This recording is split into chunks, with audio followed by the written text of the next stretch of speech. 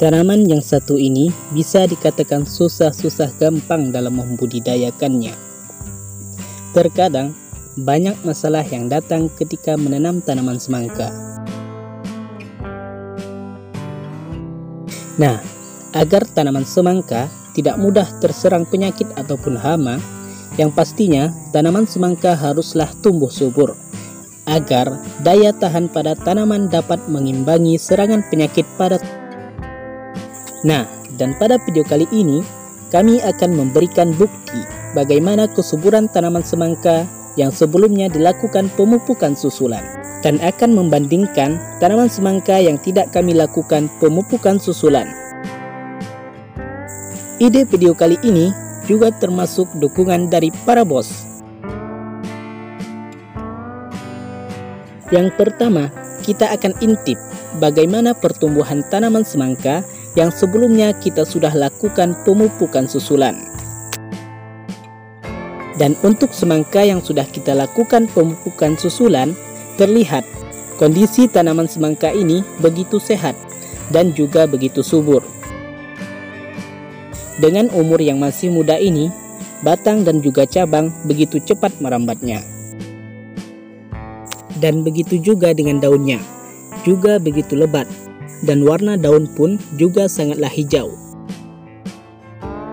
Selain daun yang lebat, daun yang ukurannya lebar juga dikarenakan oleh gemuknya batang pada tanaman semangka ini.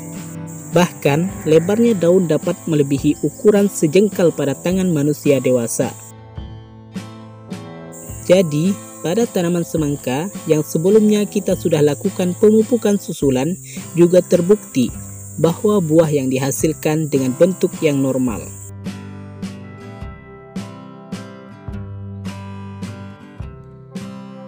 Dan selanjutnya, kita akan lihat bagaimana keadaan jika tanaman semangka dilakukan pemupukannya hanya sekali saja, tanpa dilakukan pemupukan susulan.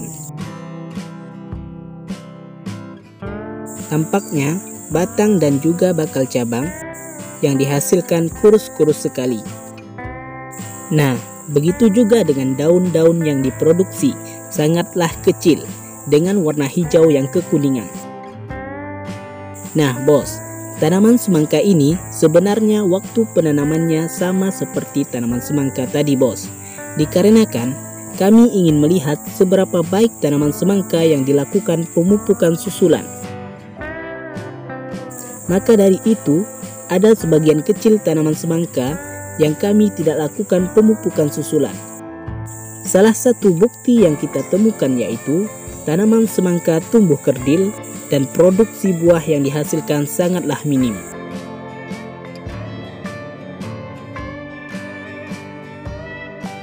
Nah, kesimpulan yang bisa kita ambil dari kedua cara budidaya semangka tersebut adalah untuk tanaman semangka yang tidak dilakukan pemupukan susulan, cara tersebut sudah tentu pertumbuhan kurang maksimal. Hal yang akan terjadi ketika tanaman semangka kurang nutrisi, yaitu terhambatnya proses pertumbuhan dan terhambatnya perkembangan tanaman tersebut. Tumbuhan memperoleh makanan dari kotiledon pada saat perkecambahan tumbuhan akan mendapat nutrisi dari tubuh ataupun tanah setelah terbentuknya akar. Dan gejala tanaman yang kekurangan nutrisi bisa kita kenali dari warna daun yang mulai menguning. Biasanya daun bagian bawah yang mulai menguning disebabkan tanaman kekurangan klorofil. Jika kita biarkan begitu saja, daun semakin lama akan semakin mengering dan juga rontok.